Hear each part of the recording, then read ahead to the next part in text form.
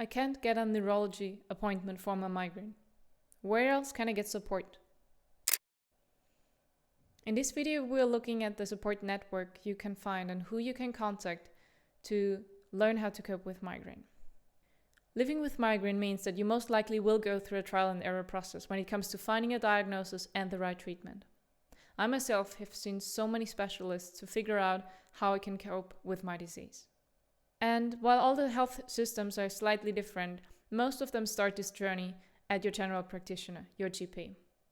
And there we have to be careful because we expect a lot of help, which of course we want to have answers. But GPs do not have a specific training in migraine management. They have only a few minutes of consultation. So it's hard for them to understand your complex situation and a complex neurological disease in just a few minutes. And also migraine doesn't make it easy. There's so many different types, so many different symptoms that it's really hard to understand how to treat it right and which referrals, for example, to give you. When you go to your GP, I have 3 tips for you that help you make the most of those few minutes you have in a consultation. The first one is to keep a diary of migraine symptoms and of migraine attacks, because usually we don't remember what happened the last day, the last week, the last month. The second one is to keep your family history ready. Any diseases that run in the family, because also migraine has a genetic component, which means that it can run in the family. And the third one is to have a folder with all your previous referrals or test results, because it helps your doctor to understand your overall situation. The first tips your GP might give you might not sound like a very suitable solution for you, but they usually are. The first one is observation. Your doctor might need a few weeks, a few months where you keep a continuous diary so he understands better what your condition looks like, but also what kind of treatment might work. And the second one is a recommendation for lifestyle changes.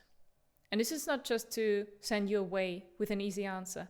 Lifestyle changes can make such a difference in migraine management, because as we know, migraine is not only a physical challenge, it's also an emotional and social challenge. So in a way, this is good. It's good that we don't have to go into medications right away. While medications have their place, lifestyle changes can already make such a difference in how we experience our pain. Also remember that your GP and your neurologist are not the only ones that can provide support. There is a whole network of specialists that can help you because, as we said, it's not just physical, it's also emotional and social.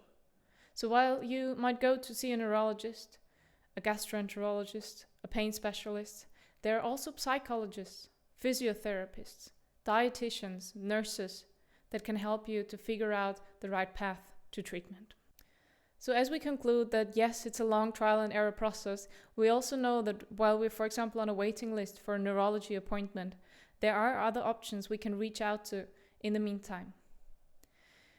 And by also knowing that it's not only a physical challenge for which we need medical professionals, but also an emotional and a social one, don't forget to reach out to the community, your closer community, family, friends, school, work, but also the wider community and other people who live with migraine. And I'll be talking more about that in a video called Building Your Migraine Support Network.